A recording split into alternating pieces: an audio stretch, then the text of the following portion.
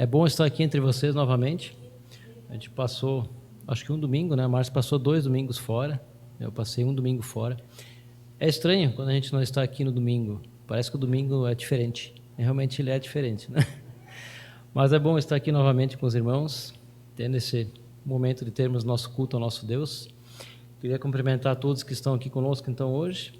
Também Flávia, Irene, Pâmela, que nos visitam. Sejam bem-vindos. O Lucas está animado. Também a Sami com as crianças. Bem-vinda, Sami. Samuel, Thalita, Davi. Bom ter vocês aqui conosco. Os outros estão todos, aparentemente, da casa, que já estão aqui normalmente. Mas sejam todos bem-vindos. Vamos estar só lembrando de alguns avisos, ou de 1 ou 2 avisos só, lembrando da nossa assembleia na quinta-feira, às 20 horas. Então, venha. Só não venha se for uma situação muito difícil de resolver, mas venha na quinta-feira na Assembleia às 20 horas, certo? E lembrando também que no domingo que vem, próximo domingo 21, teremos o nosso culto natalino.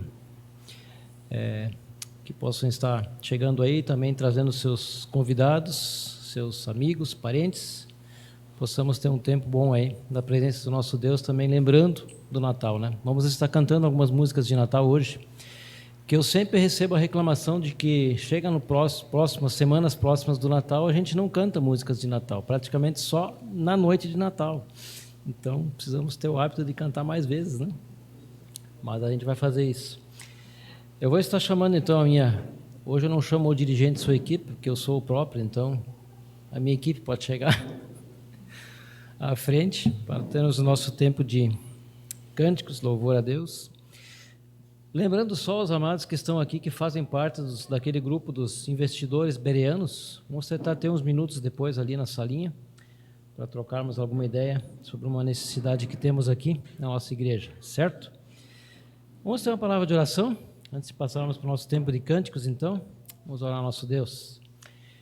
Pai querido, obrigado, Senhor, pela Tua bondade, obrigado, Pai, pela Tua bondade em nossas vidas, Pai, manifestada e que podemos ver a cada dia em tudo que fazemos, tudo que vivemos, que possamos estar aqui também tendo um bom tempo agora na Tua presença, Senhor, com o propósito de Te adorar, glorificar o Teu santo nome, realmente sermos edificados também pela Tua palavra, Senhor, que Tu possas estar falando aos nossos corações através dela, esteja com aqueles irmãos que talvez ainda possam estar chegando, ou confortando e estando com aqueles que não podem estar conosco hoje. Abençoa, Senhor, esse tempo aqui, que Tu possa estar se agradando de tudo que fizermos, Pai, que realmente o Teu amor, o Teu nome seja exaltado entre nós, que possamos reconhecer, Pai, a Tua majestade, a Tua soberania e a Tua misericórdia demonstrada em nossas vidas a cada dia por meio desse culto. Abençoa, Senhor, tudo que fizermos aqui, que Tu possa se alegrar também com tudo que faremos aqui. Colocamos essas coisas em Tuas mãos e pedimos a Tua bênção em nome de Jesus. Amém. Podemos nos colocar em pé, amados?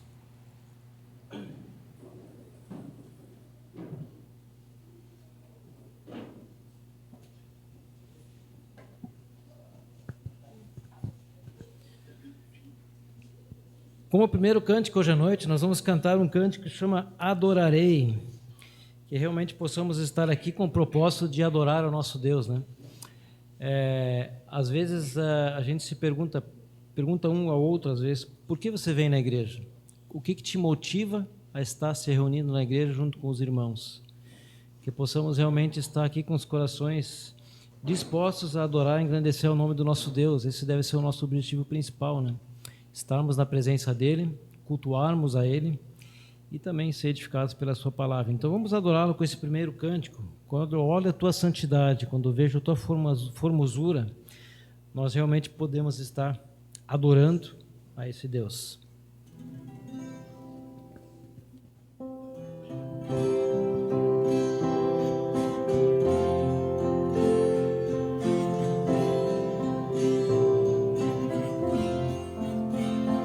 Quando olho Tua santidade, quando vejo Tua formosura,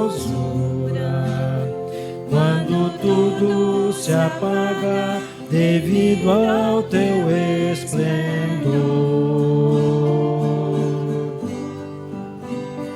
quando encontro gozo no do teu coração, quando tua santidade reina em mim, quando tudo se apaga devido ao teu esplendor, adorarei,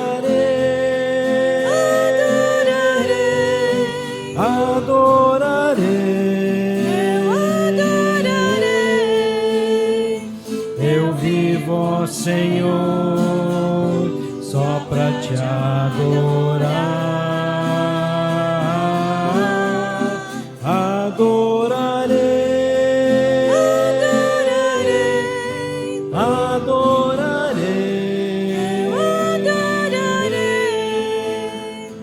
Eu vivo, ó Senhor, só pra te adorar.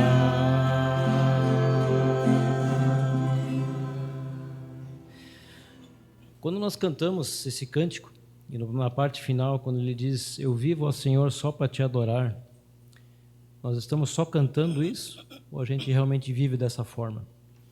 Nós possamos estar pensando, realmente vivendo para adorar o nosso Deus, e não vivendo para nós mesmos apenas, né?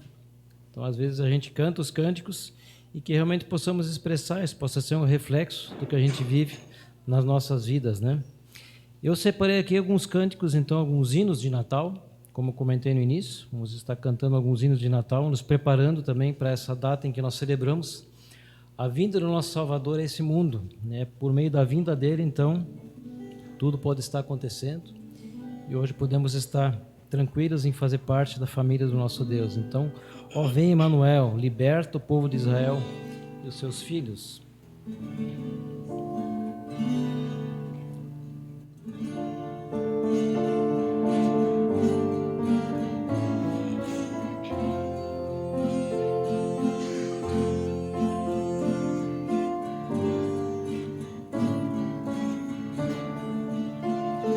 Ó vem, Emmanuel,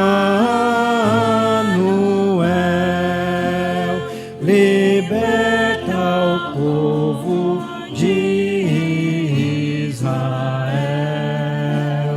que geme em triste exílio e dor, e espera o grande Redentor. Exulta, Deus, Emmanuel, virá em breve, ó Israel. Ó vem nos animar e nossa vida iluminar, dissipa a densa treva e a dor, e as nuvens negras do temor. Exulta, Deus, Emmanuel, virá em breve, ó Israel.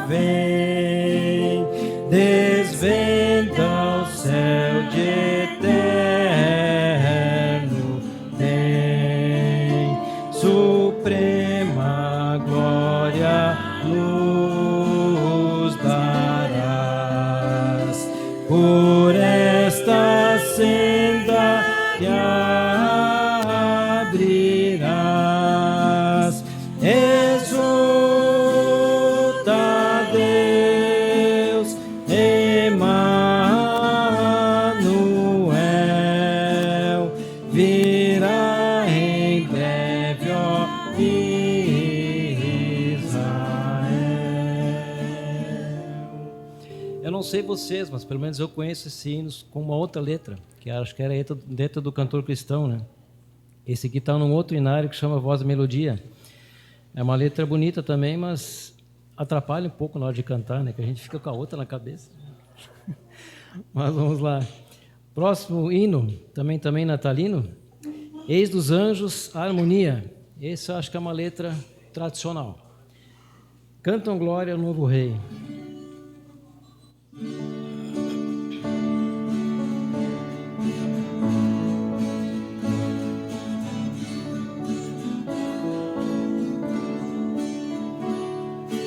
Eis dos anjos a harmonia, cantam glória ao novo rei, paz aos homens e alegria, paz com Deus e suave lei. Ouçam povos exultantes, ergam salmos triunfantes, aclamando seu Senhor. Nasce Cristo Redentor, toda a terra e altos céus cantem glória ao homem Deus. Cristo eternamente honrado, do seu trono se ausentou, entre os homens encarnado, Deus conosco se mostrou. Quão bondosa a divindade, quão gloriosa a humanidade, salve a glória de Israel, luz do mundo, Emanuel, toda a terra e altos céus cantem glória ao homem Deus. Cante o povo resgatado, glória a Deus, Senhor da paz, pois em Cristo revelado, vida e luz ao mundo traz. Nasce a fim de renascermos, vive para revivermos, e profeta Salvador. Louvem todos ao Senhor, toda a terra e altos céus cantem glória ao homem Deus. Para encerrar também, antes de nós termos o tempo da palavra, vamos estar realmente pedindo ao Senhor que fale conosco. O próximo cântico justamente fala sobre isso. Fala, ó Deus, é teu povo aqui pronto para ouvir a tua palavra. Que realmente seja assim, que possamos estar com os corações preparados para ouvir a palavra de Deus, né, por meio do seu servo. Então, fala, ó Deus.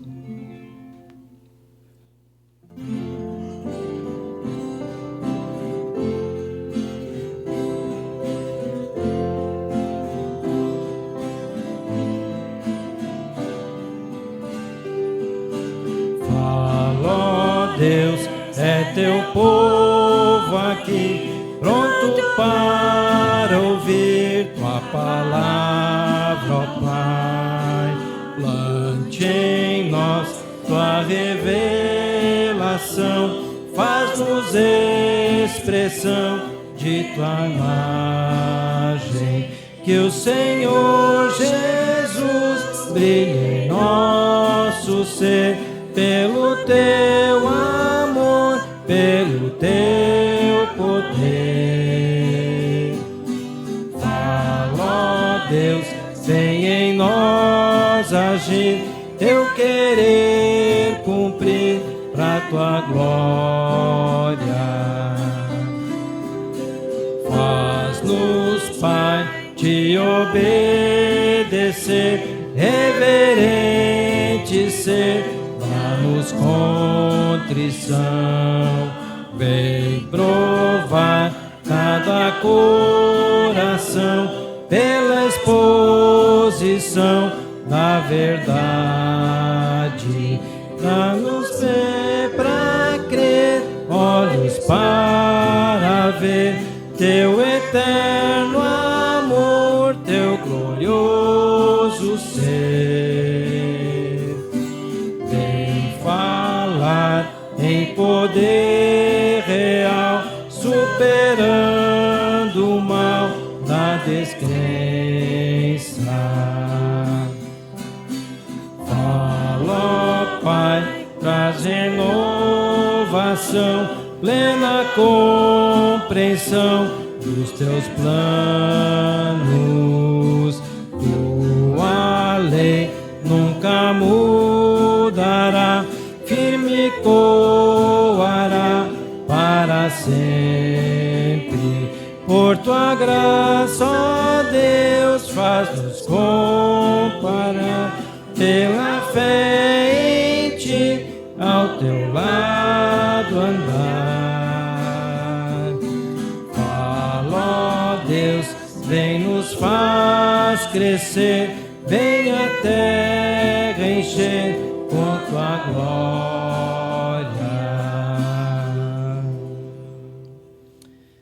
Podemos sentar-nos?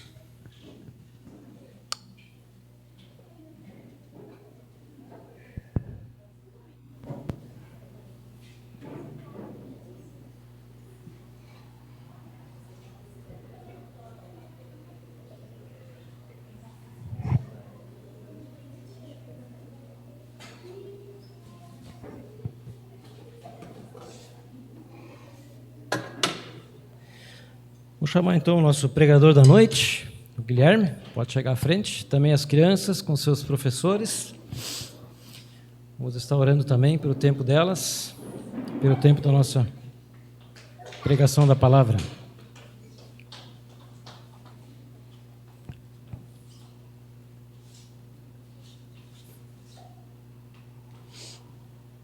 Já a turminha é boa já, né? Tá cheia. Vamos orar então? Pai querido, mais uma vez nos colocamos em Tua presença e agora te pedindo de forma especial que Tu possas estar abençoando esse tempo de exposição da Tua palavra, Pai, que Tu possas estar realmente falando aos nossos corações por meio do Teu servo Guilherme, que Ele possa estar transmitindo para nós tudo que Ele preparou e que o Teu Espírito Santo realmente possa estar nos edificando pela Tua palavra. Abençoa também o tempo com as crianças, Senhor, estudo delas, na linguagem delas, Senhor, que elas possam ouvir do Teu Evangelho e no tempo determinado, Senhor, que eles possam estar compreendendo e também reconhecendo a sua condição de pecadoras e vindo a fazer parte da Tua família. Obrigado, Pai, colocamos esse tempo em Tuas mãos mais uma vez, em nome de Jesus. Amém.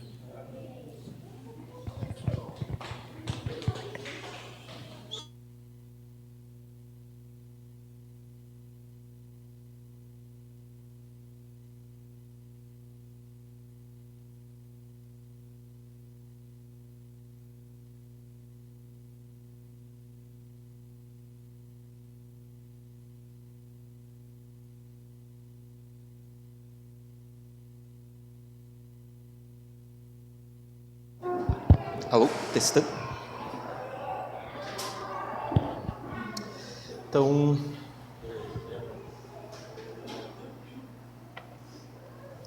Então, boa noite, queridos. É sempre muito bom ver a casa cheia, né? Então, essas últimas semanas estivemos bastante desfalcados. E eu digo que eu fui parte dos desfalques, né? Mas só para deixar claro, né? Deixar claro aos que não estavam sabendo, eu não fugi para o Pará, né? Assim como a maioria dos outros irmãos, fugi para o Pará para ver as festividades que o Natan e a Nicole estavam, né? Eu estava, né, em recuperação da minha operação. Agradeço aos irmãos que estiveram orando, né, por isso. Também não fui para o Pará para abrir uma banca, né? A banca do Gui, como o pastor colocou. Não fui fazer isso, mas estava em recuperação E se Deus quiser, né, se Deus permitir, eu vou conseguir terminar essa pregação, né, de em pé. Então, porque foi difícil essa semana. Mas, pela graça de Deus, vamos conseguir. Então, né, nada melhor do que ter uma exposição referente a Jesus Cristo, já que nós estamos no período de Advento, né, no período em que a gente lembra da volta de Cristo. Então é muito bom nós falarmos sobre o Senhor Jesus, né? Então eu gostaria de continuar as exposições do Evangelho de João. A gente vai dar sequência à nossa série de exposições, e nunca esquecendo, né, que o propósito principal do Evangelho de João, de João, ao escrever o seu evangelho, é de mostrar que as pessoas não têm vida em si mesmas, elas não conseguem viver a vida como Deus projetou para elas, e para isso precisam da vida que Jesus tem, da vida que Jesus pode dar a elas. Elas precisam nascer de novo, para serem recondicionadas a agradar a Deus.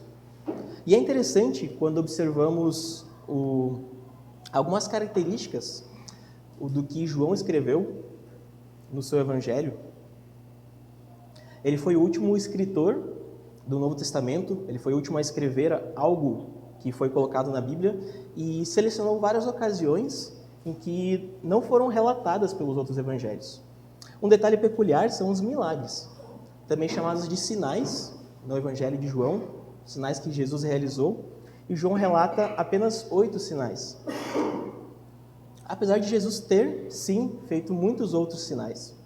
Nós já vimos 3 deles. Vimos o primeiro, que foi a transformação da água em vinho, que lemos no capítulo 2, durante as bodas em Caná, na Galileia.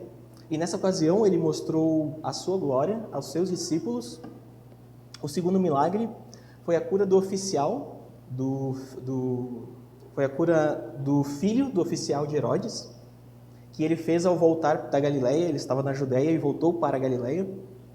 E nesse caso, ele estava distante do menino.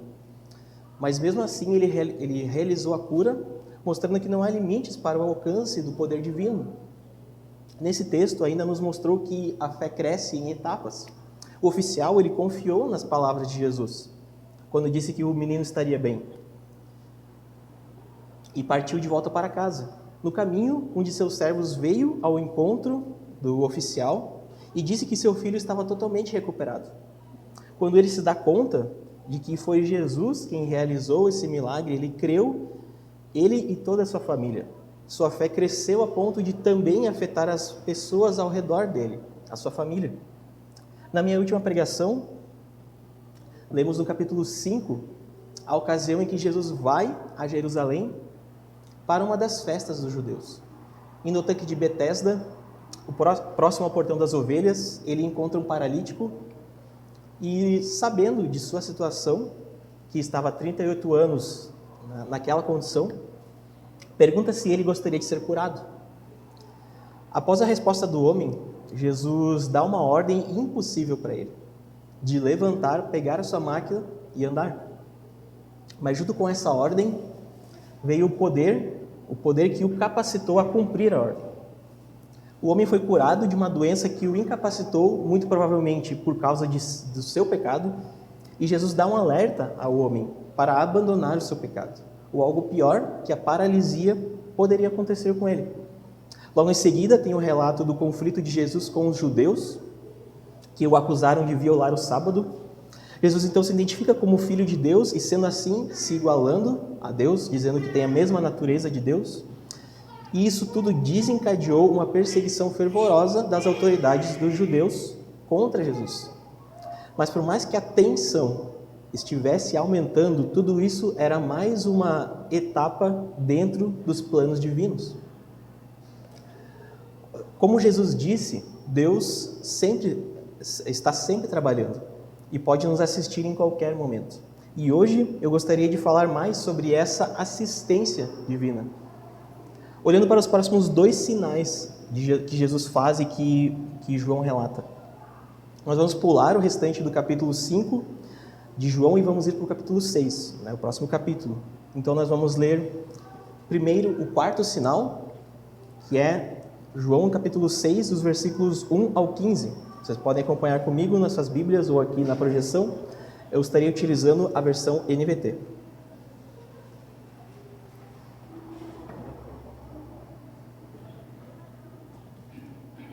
Então, João, no capítulo 6, a partir do verso 1, diz o seguinte: Depois disso, Jesus atravessou o mar da Galileia, conhecido também como Mar de Tiberíades. Uma grande multidão o seguia por toda parte, pois tinham visto os sinais que ele havia realizado ao curar os enfermos. Então Jesus subiu a um monte e sentou-se com seus discípulos. Era quase tempo da festa judaica da Páscoa. Jesus logo viu uma grande multidão que vinha a seu encontro. Voltando-se para Filipe, perguntou: Onde podemos comprar pão para alimentar toda essa gente? Disse isso para pôr Filipe à prova, pois já sabia o que ia fazer. Filipe respondeu: Mesmo que trabalhássemos vários meses, não teríamos dinheiro suficiente para dar alimento a todos. Então um de seus discípulos, André, irmão de Simão Pedro, falou: Aqui está um rapaz com 5 pães de cevada e 2 peixes.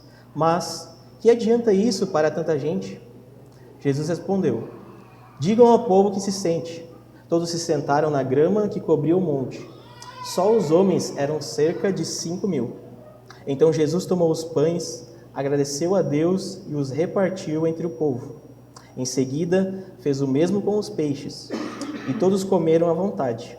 Depois que todos estavam satisfeitos, Jesus disse a seus discípulos: Agora juntem os pedaços que sobraram para que nada se desperdice. Eles juntaram o que restou e encheram 12 cestos com as sobras. Quando o povo viu Jesus fazer esse sinal, exclamou: Sem dúvida, ele é o profeta que haveria de vir ao mundo. Jesus sabia que pretendiam obrigá-lo à força, obrigá-lo a ser rei deles, de modo que se retirou sozinho para o monte. Então, nós temos aqui o relato da multiplicação dos pães. Nesse momento, Jesus estava andando e ministrando na Galileia, região onde ele preferia ficar, devido à intensa perseguição dos líderes judeus lá na Judéia. O texto nos indica que ele e seus discípulos atravessaram o mar da Galileia, que também tinha o nome de Mar de Tiberíades. E esse nome, Mar de Tiberíades, é devido à principal cidade da região, que é Tiberíades. E essa cidade recebeu esse nome em homenagem ao imperador romano da época, ao imperador romano que estava vivo na época, que era Tibério César. Então havia uma multidão de pessoas que estavam seguindo Jesus. Essa multidão estava curiosa a respeito de Jesus. Ele já tinha ganhado fama na Galileia por causa das curas que ele fazia. O versículo 2 diz: Uma grande multidão o seguia por toda parte, pois tinham visto os sinais que ele havia realizado ao curar os enfermos. Interessante notar que os sinais que ele fazia eram uma forma de testemunhar quem ele era, o Filho de Deus. Inclusive o próprio Jesus fala isso no capítulo anterior, no versículo 36. Olhem comigo, em João 5,36, o que ele diz a respeito disso. Mas eu tenho um testemunho maior que o de João, as obras que realizo. O Pai me deu essas obras para concluir, e elas provam que ele me enviou. Então, aqui Jesus fala que suas obras, ou seja, os sinais, são testemunho de que ele é quem afirma ser. Agora, outra peculiaridade sobre esse evento que nós lemos aqui é que esse é o único sinal, o único milagre que é relatado nos 4 evangelhos. Os 4 evangelhos têm esse relato da multiplicação dos pães. Lembrando, João, sendo o último escritor, ele sabia que esse milagre já tinha sido relatado outras 3 vezes. Então, se ele toma nota disso, é porque tinha mais detalhes que Deus precisava passar a nós. Esse sinal introduz uma longa discussão de Jesus com os judeus sobre o pão da vida. Nós não veremos essa discussão hoje, até porque é bastante extensa. Mas então, voltando para o texto, no versículo 3, nos fala que Jesus subiu a um monte com seus discípulos. Ele queria um tempo particular com eles, um tempo a sós. E Jesus se interessa, ele mostra que se interessa pela vida dos seus discípulos. Queria estar próximo deles e ensinar a eles, ter um tempo de oração com eles. Só que essa paz, ela logo seria interrompida. Logo ele observa que uma multidão vinha em sua direção.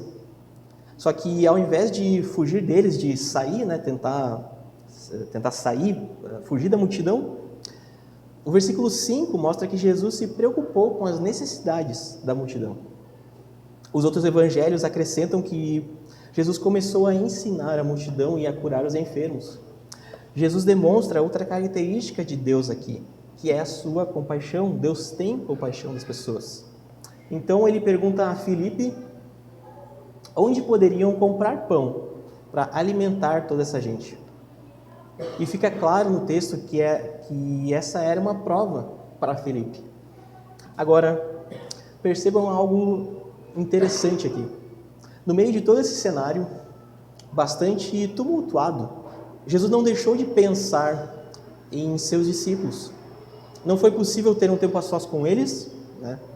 Mas não foi por isso que ele deixaria de ensiná-los. Só que agora o Senhor usaria uma metodologia mais diferente, que é a provação. E lemos no versículo 6. Disse isso para pôr Filipe à prova, pois já sabia o que ia fazer. Mas o que de fato Jesus queria provar em Filipe? Certamente ele, como discípulo, testemunhou o poder divino de seu mestre. Na verdade, esse Filipe confessou Jesus como Messias diante de Natanael. Nós já lemos sobre isso na minha terceira pregação, lá em João 1,45. A gente pode abrir lá, só para ver rapidamente, João 1,45. O testemunho de Filipe. E aí ele diz o seguinte, João 1,45, Filipe foi procurar Natanael e lhe disse: encontramos aquele sobre quem Moisés, na lei e os profetas escreveram. Seu nome é Jesus de Nazaré, filho de José. Esse Filipe agora precisava praticar sua fé. A fé no Messias que ele mesmo professou. Jesus o coloca diante de uma situação impossível para ver como estava a sua fé. Isso não é algo, queridos, não é algo incomum da gente ver isso nas Escrituras. Um dos maiores exemplos de prova de fé no impossível é o exemplo de Abraão. Deus prometeu que a descendência de Abraão seria muito numerosa.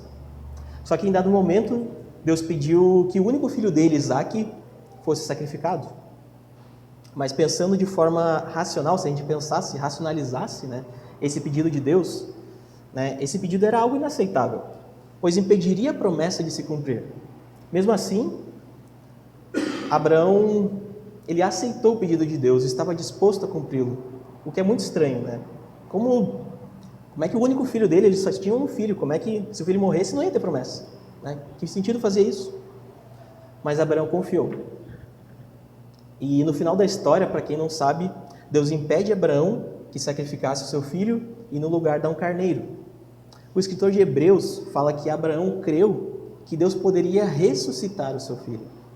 Percebam que Abraão sabia e confiou que Deus podia realizar o impossível e teve sua fé aprovada. Agora Filipe, que precisava ser provado em sua fé, Filipe precisava ser provado em sua fé no Deus que pode fazer todas as coisas serem possíveis. O problema é que ele não conseguiu passar no teste. Ao invés de buscar a resposta no Filho de Deus, ele olhou para as circunstâncias. E fazendo uma matemática básica, ele calculou que mesmo com um salário de vários meses de trabalho, isso não seria o suficiente para que eles pudessem alimentar aquela multidão. Gente, só de homens tinha 5.000. Então, com as mulheres e as crianças, com certeza daria em torno de 10.000 ou mais de 10.000 pessoas. Alimentar toda essa gente era algo impossível no momento. Mas Jesus, por meio de seus sinais anteriores, demonstrou o seu poder e sua vontade de cuidar das pessoas. Agora, Filipe tinha a oportunidade de mostrar o que aprendeu e testemunhou de Jesus.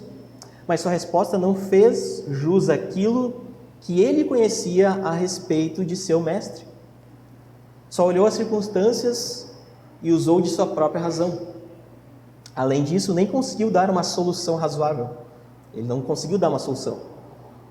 Jesus queria testar algo essencial para a vida de Filipe. E é algo essencial para a vida de todas as pessoas, todos nós. Sem fé é impossível agradar a Deus, como nos fala Hebreus 11, no versículo 6. E o quão frequente nós, queridos, somos colocados sob prova de fé, como Filipe. Quando somos provados, qual é a nossa resposta frente à situação? Nós lemos a Bíblia, podemos ler a Bíblia, nós podemos conhecer muito a respeito de Deus. Mas se em nossa vida diária, o que fazemos com esse conhecimento? Nossas ações, elas fazem jus àquilo que nós professamos conhecer de Deus? Podemos dizer que a nossa resposta é agradável a Deus? É uma resposta de fé? Nós podemos pensar em meios racionais para lidar com uma situação difícil, mas sem levar em conta o que Deus pode fazer. De que adianta então saber que Deus é poderoso e soberano? De que adianta isso? A vida cristã sempre viverá acompanhada de diversas provações, sejam elas grandes ou pequenas.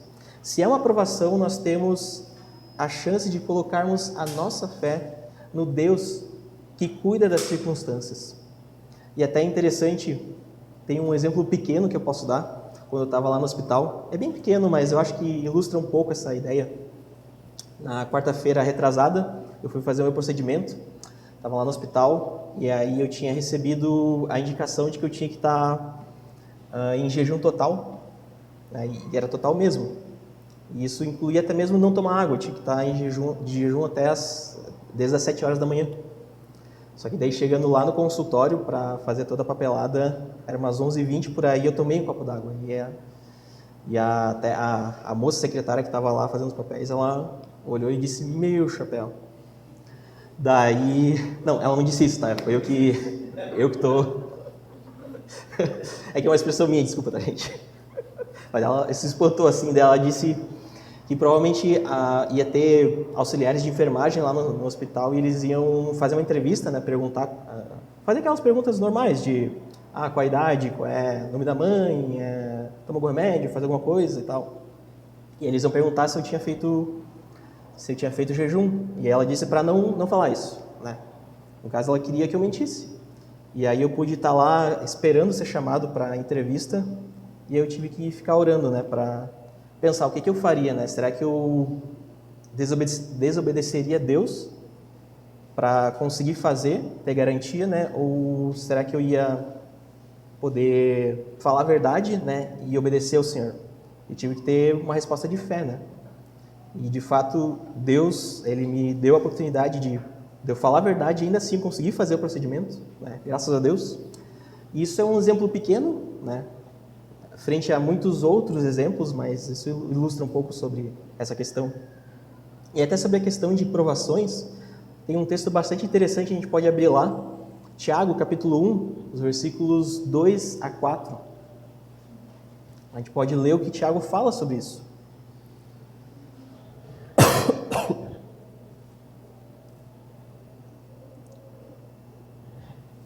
Então, Tiago 1, os versículos 2 a 4 dizem: meus irmãos, considerem motivo de grande alegria sempre que passarem por qualquer tipo de provação, pois sabem que, quando sua fé é provada, a perseverança tem a oportunidade de crescer.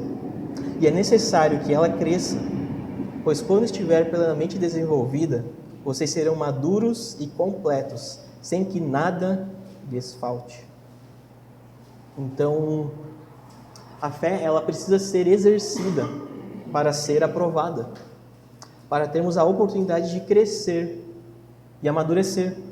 Se eu passo por uma situação, quando uma situação parecida vier, eu já saberei como agir, eu já vou ter experiência de como agir. Se outra pessoa passar pela mesma situação, eu saberei como ajudar ela.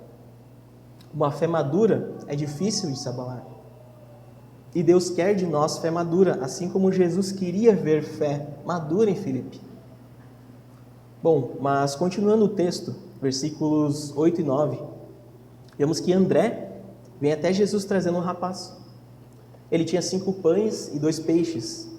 Cara, esse guri era precavido, né? Ele trouxe o lanche dele para não morrer de fome. Mas, mesmo André indicando esse rapaz, ainda assim não era a solução para o problema. Os outros evangelhos falam que os demais discípulos também estavam envolvidos nessa questão de conseguir achar uma solução. Então, diante da falha de seus discípulos, Jesus toma as providências necessárias. Pede para todos se sentarem na grama, todas as pessoas, e se organizarem em grupos, como se estivessem se preparando para fazer a refeição. Jesus toma os pães e peixes, dá graças a Deus e começa a repartir entre o povo.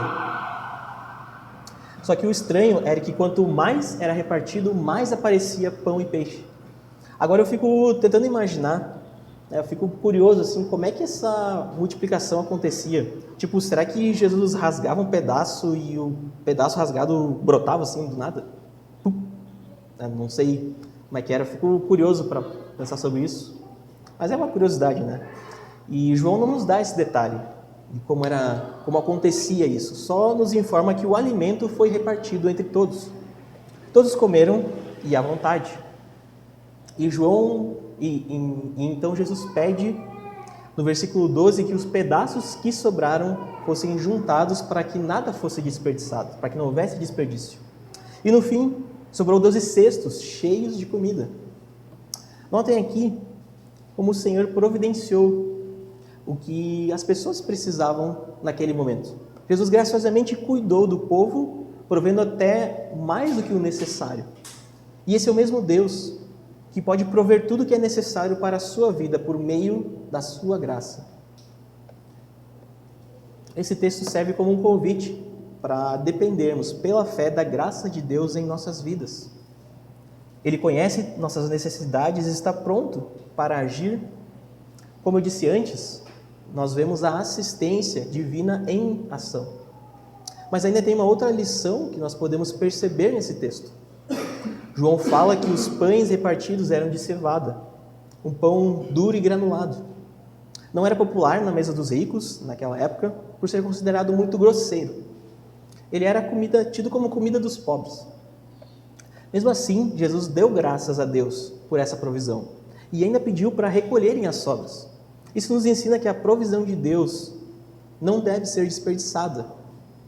E também nos ensina a sermos gratos ao Senhor pelo alimento que nós temos à mesa. Seja ele um pedaço de picanha, ou sei lá, um bife de fígado, um brócolis, não sei o que talvez a gente possa não gostar, mas ainda assim é um alimento e é provisão do Senhor.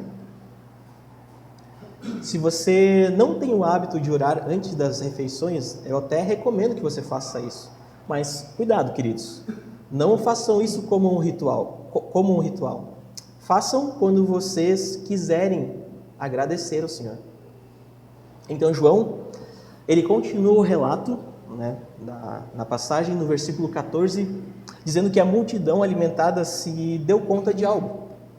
Eles disseram, sem dúvida, ele é o profeta que haveria de vir ao mundo. Eles estavam se referindo a uma profecia. Nas escrituras que ocorrem em Deuteronômio, no capítulo 18, versículo 15, lá diz o seguinte: o Senhor, seu Deus, levantará um profeta como eu do meio de seus irmãos israelitas. Deem ouvidos a ele. Então aqui nesse texto, quem está falando aqui é Moisés, ele está falando ao povo de Israel, e ele transmite essa profecia de Deus. Deus levantaria um profeta como Moisés. E os judeus sabiam que os israelitas, eles foram alimentados com o maná quando eles estavam sob a liderança de Moisés, no tempo do deserto. Agora, aparece outra pessoa, muito tempo depois, que também alimenta o povo com pão. Logo, eles fizeram essa conexão entre Jesus e a profecia de Deuteronômio. E, de fato, essa relação estava certa, porque essa profecia é sobre Jesus, é relacionada a Jesus. O problema aqui é como eles estavam entendendo as coisas. É importante lembrar que, nesse momento, os judeus estavam subjugados pelos romanos. João fala lá no início do Mar de Tiberíades que, como eu disse, era uma homenagem ao imperador romano. Então, já mostrava que havia a influência romana na região. E muitos judeus tinham um forte senso de nacionalismo e orgulho de pertencerem ao povo escolhido de Deus. E por isso eles aguardavam o momento em que Deus viria para expulsar os seus inimigos. Então viram em Jesus o cumprimento dessa expectativa e já queriam tomar as providências para proclamar ele como rei. Porém, Jesus, ele não veio para trazer juízo ao mundo. Na conversa com Nicodemos, a gente leu isso, o Senhor deixou bem claro que não veio para condenar o mundo, mas para salvá-lo. Olhem comigo o que Jesus diz acerca dos judeus, lá no capítulo 5, João capítulo 5, dos versículos 39 ao 40. 39 a 40. Ela diz o seguinte: vocês estudam minuciosamente as Escrituras, porque creem que elas lhes dão vida eterna, mas as Escrituras apontam para mim. E, no entanto, vocês se recusam a vir a mim para receber essa vida. Eles aprenderam na palavra que já tinham salvação garantida. E aprenderam que um dia viria alguém para libertar eles de seus inimigos. Os judeus não viam sua própria necessidade de salvação. Por consequência, não reconheceram Jesus como o Salvador. E, queridos, pensem com profunda sinceridade. O que Jesus representa para vocês? Muitas igrejas atualmente, elas tornaram Jesus alguém que supre as necessidades sentimentais. Elas falham quando não falam sobre a realidade do pecado e da morte eterna, sobre a necessidade de arrependimento para a salvação. E se você não reconhece essas coisas, Cristo pode ser qualquer coisa para você, menos o seu Salvador. Assim como aconteceu com os judeus, você também pode ler a palavra de Deus, pode aprender e aplicar aquilo que você acha que é certo, mas infelizmente não poderá aplicar aquilo que Deus quer que você aplique, aquilo que Deus quer que você saiba. Sem a compreensão correta de quem é Jesus, você vai falhar na sua compreensão da palavra de Deus. Bom, mas Jesus ainda não tinha terminado a sua sessão de ensinos práticos com os seus discípulos. Tendo em vista as falhas dos discípulos em sua fé, eles ainda precisavam passar por mais uma experiência. Mas dessa vez a coisa não seria tão fácil para eles. E é aqui que vem o segundo sinal que vamos ler hoje. Esse é o quinto sinal descrito por João. A gente pode ler agora, acompanhar, no capítulo 6, dos versículos 16 ao 21.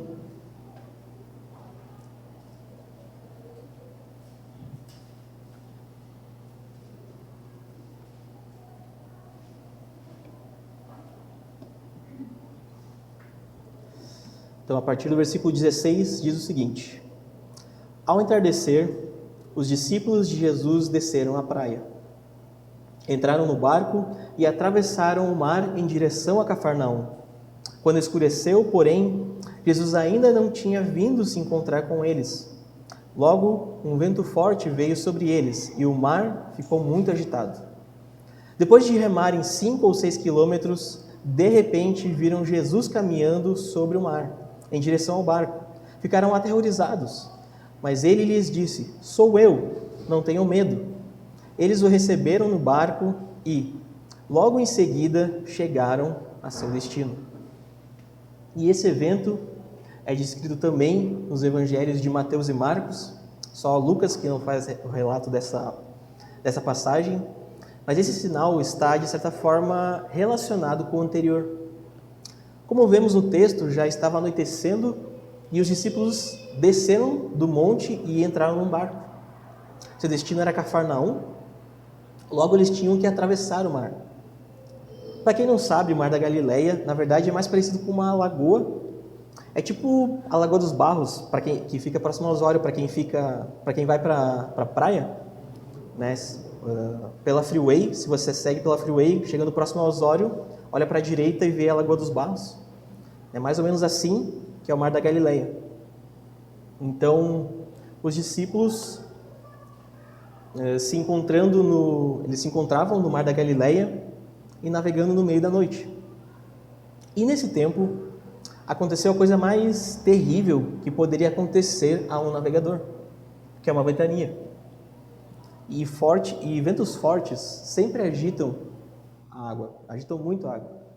Agora imaginem eles num barco a remo e em perigo constante de virar por causa das ondas.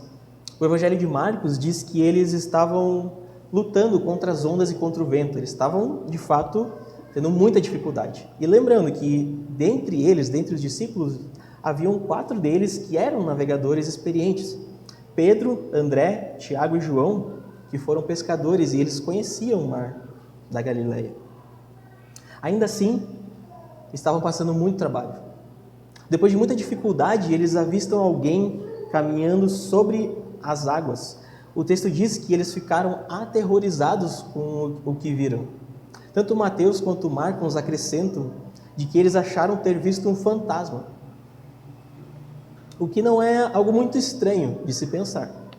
Se você enxerga no meio da noite escura uma silhueta de uma pessoa em cima da água, em cima do mar, concordemos que é um cenário bem apavorante. Mas Jesus se identificou, e é interessante que ele usou a expressão que no grego, ele usou a expressão sou eu, que no grego é ego eimi. Só que essa fala ela é cheia de significado, porque é a mesma identificação que Deus usa para si próprio no Antigo Testamento. Quando ele fala com Moisés na sarça ardente, lá em Êxodo, no capítulo 3, Deus se identifica como o eu sou. Jesus faz intencionalmente essa referência a si mesmo como o próprio eu sou. E depois fala a eles para não terem medo. Eles o reconhecem e o recebem no barco. Assim que o receberam, o vento cessou e eles conseguiram chegar até seu destino, em segurança. Esse sinal era para deixar muito claro que para os discípulos a natureza divina do Senhor Jesus. Ele realiza esse sinal e junto com isso traz uma lição para eles. Nota que o Senhor deixou eles por um tempo nessa condição. Eles saem de barco ao entardecer por volta das 18 horas. Eles ficam nessa situação até de madrugada. João não fala aqui, mas nos outros evangelhos é dito que eles ficaram nessa situação até as 3 horas da madrugada. Todo esse tempo lutando com uma tempestade numa situação desesperadora. Jesus ainda ficou mais um tempo lá no monte, sozinho e orando. Devido à falta de fé, os discípulos precisavam passar por essa situação. E queridos, às vezes nós somos colocados sob a permissão divina em situações críticas. Se você ainda não passou por uma tempestade, não se preocupe, porque um dia ela chega. E essa tempestade vai mostrar o quão incapazes nós somos de controlar as circunstâncias. Sem o Senhor, podemos ficar sem dormir, termos crises de ansiedade e ficarmos depressivos, entre outras coisas, quando estivermos passando por isso. E quando essa for a sua experiência, lembre que o grande eu sou pode te trazer calmaria. E se o problema parece que não vai acabar, saiba que Deus ainda está lhe assistindo. Só não chegou a hora dele acalmar a tempestade. Você ainda precisa passar por mais tempo. Mas Deus pode nos assistir no momento certo.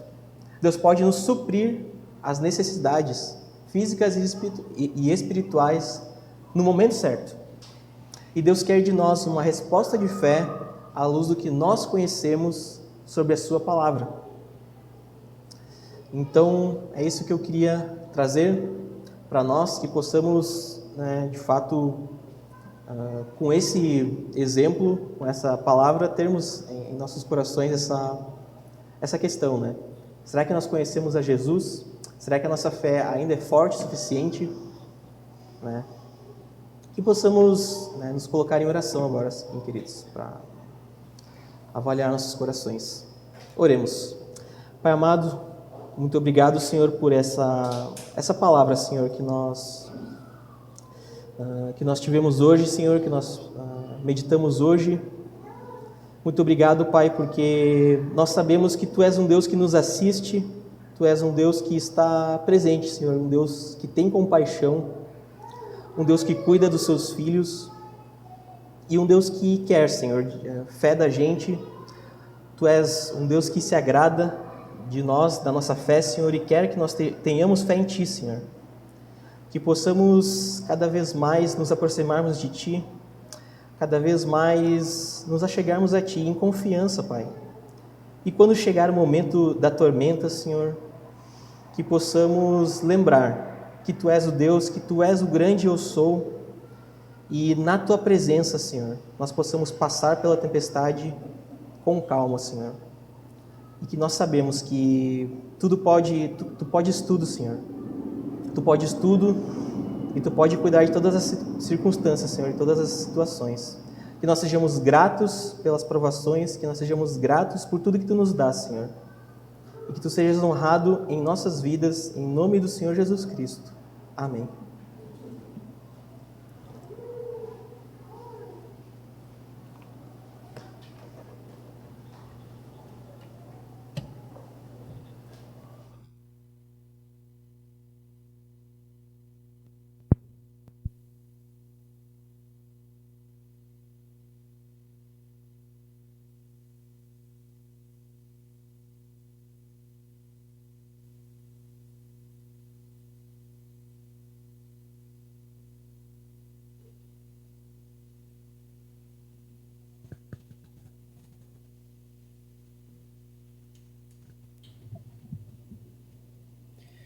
Obrigado, Guilherme, pela palavra, que realmente possamos estar lembrando dessa palavra que tem apenas 2 letras, né? Fé, dependência do Senhor. Muitas vezes a gente procura resolver nossas situações pelas nossas próprias forças, pelas nossas próprias capacidades, esquecendo que realmente precisamos lembrar que temos um Deus por nós, né? E tudo que nós fazemos é por meio da misericórdia, do poder que Ele dá, para a gente poder lidar com cada situação. Então, vamos nos colocar em pé, vamos cantar mais um cântico agora que fala justamente sobre isso. Nós não temos que ter sobre nossas vidas e sobre as situações que vêm sobre nós nenhum cuidado, ou seja, não tenha sobre ti um só cuidado qualquer que seja, porque apenas um, por mais simples que seja, ele seria demais para a gente, né? Então o trabalho é todo do Senhor. Nós precisamos realmente descansar e confiar nesse Deus que está conosco.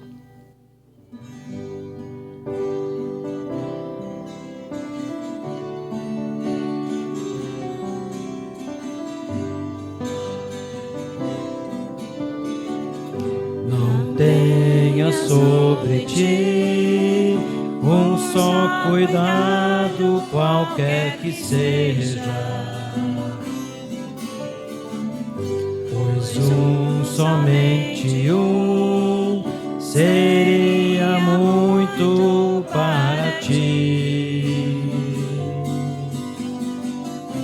É meu, somente meu, todo o trabalho, e o teu trabalho é descansar em mim. É meu, somente meu, todo o trabalho, e o teu trabalho é descansar em mim. Não temas quando enfim tiveres que tomar decisão. Entrega tudo a mim, confia de todo o coração. É meu, somente meu, todo o trabalho, e o teu trabalho é descansar em mim. É meu, somente meu, todo o trabalho, e o teu trabalho é descansar em mim. Esse descansar no Senhor realmente às vezes é bem difícil, mas é o que realmente podemos ver que precisamos fazer, né? Por esse relato aí que o Guilherme compartilhou da palavra hoje à noite, podemos estar também pensando sobre isso. Então, É isso, amados. Tenham todos uma boa noite, uma boa semana. Que Deus possa estar nos guardando, nos abençoando. Bem-vindo, Michel. Fiquem à vontade.